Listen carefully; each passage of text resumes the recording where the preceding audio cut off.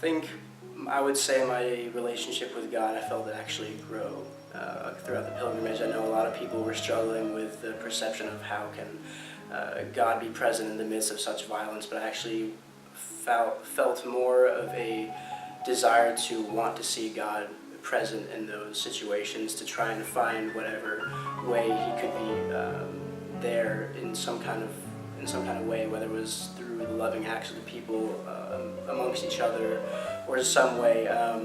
So I would say it grew throughout the trip, and I think it made a difference for me trying to find whatever way I could perceive God in whatever situations. There was a desire there, and I think where a lot of people would have turned away and did turn away at the initial experiences of Auschwitz and Majdanek, I took those experiences as kind of a challenge to try and delve into each unique situation to find God there. I wasn't going to abandon Him, and that was one of my goals, to try and build my faith through those experiences, as horrible as they were, and to try and build on my faith and relationship with Him instead of to turn away from Him.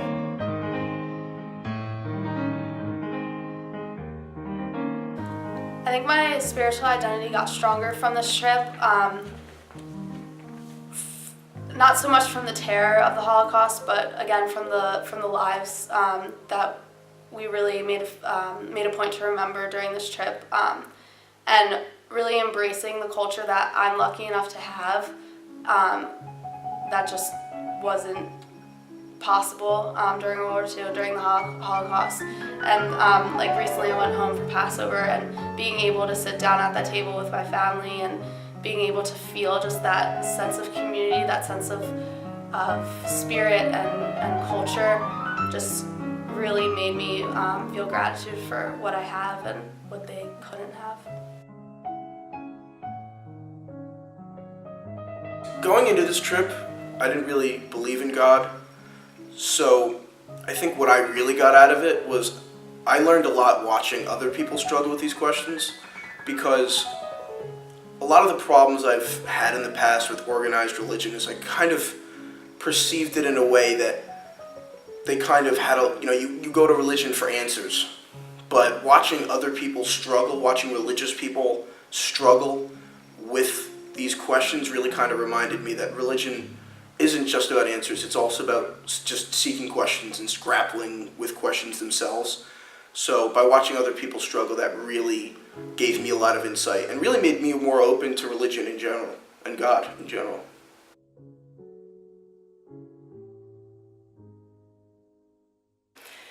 My development and tension with God throughout the pilgrimage had a lot to do with forgiveness and just wondering how the people who survived the Holocaust, and even those who didn't, dealt with their feelings about Him.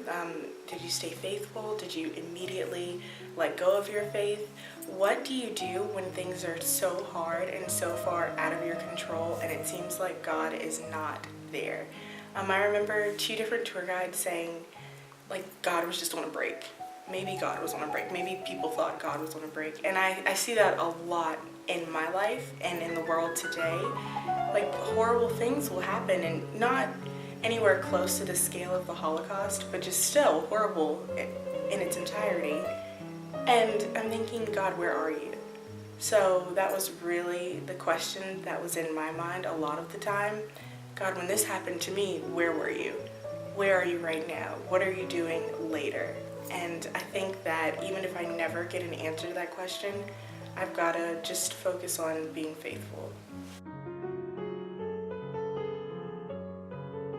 I don't think my religious identity changed. I don't consider myself a religious person.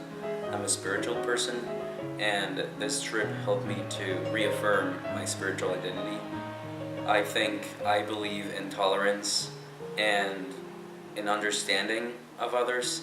So seeing what intolerance of others' beliefs and others' practices, cultural or social, may lead to, just taught me that I am thinking in the right way in trying to accept everyone for who they are and for what they do, trying to live together in harmony. That's my spirituality, and I feel really passionate about it right now.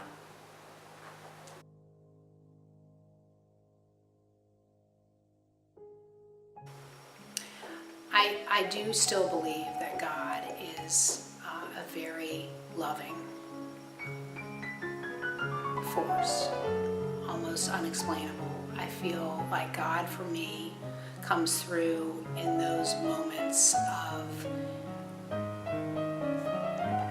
as a mother, thinking about the families, thinking about, and this was also very hard, but God coming through in the stories of the hope that got some of these people through their experiences, but also led them, as some of the writers and tour guides said, right into the extermination, the crematorium. So I can't make sense of it. That's my answer. So the part of the trip that meant the most to me was when we went to a synagogue for Shabbat and had the chance to worship with a Jewish congregation in Warsaw. And it was just such a touching experience. I personally don't have any religious affiliations, but I do consider myself a spiritual person. And spiritually, it was very, very palpable, the connection that all of these people had, not just with God, but with each other. It was really just such a closely knit, loving community that I really think that touched me the most, and that showed me this is why religion is important. This is why having the freedom to practice what you believe is important, because just as much as it builds your relationship with God or whatever you may believe in, it fosters a stronger relationship between members of that community, whether it's through singing songs or prayers or simply just sharing a meal after all of that. It was just a really touching experience.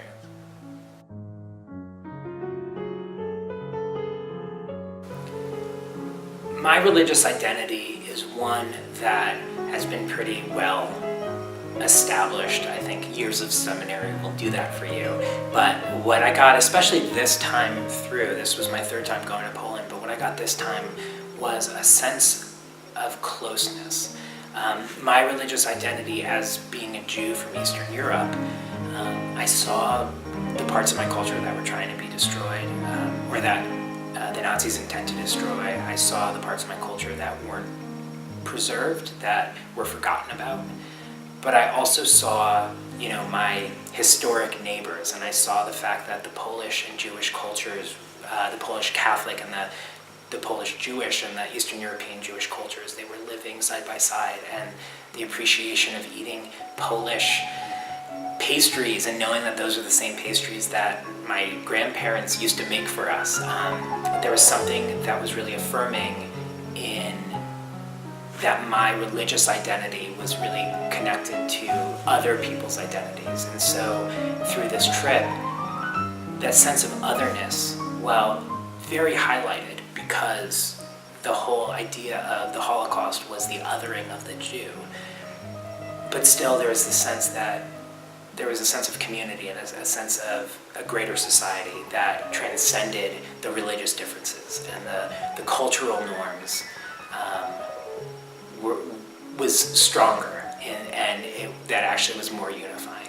So that for me was really affirming as well, and it helped me put into perspective the uniqueness of being Jewish, but also the fact that we as Jewish people back in Poland, or even here in the States, we're not inherently other.